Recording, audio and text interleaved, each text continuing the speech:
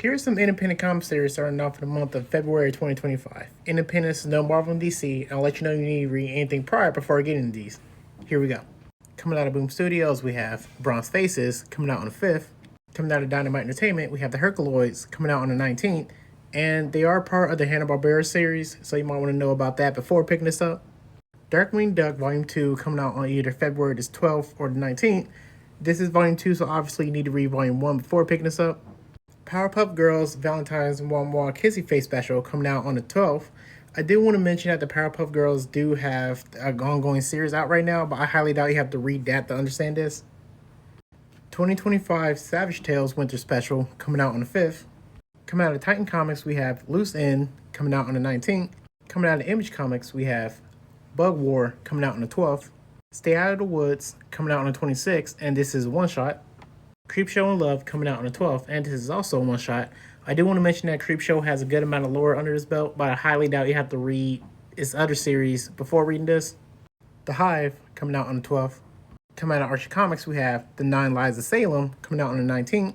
I do want to mention this is the same Salem from the Sabrina the Teenage Witch comic series, so you might want to know about that before picking this up. Archie's Valentine's Spectacular coming out on the 5th. If you know anything about the Archie comics, then you're pretty much good to go. Coming out of Dark Horse Comics, we have Let This One Be a Devil coming out on the 26th or the 19th.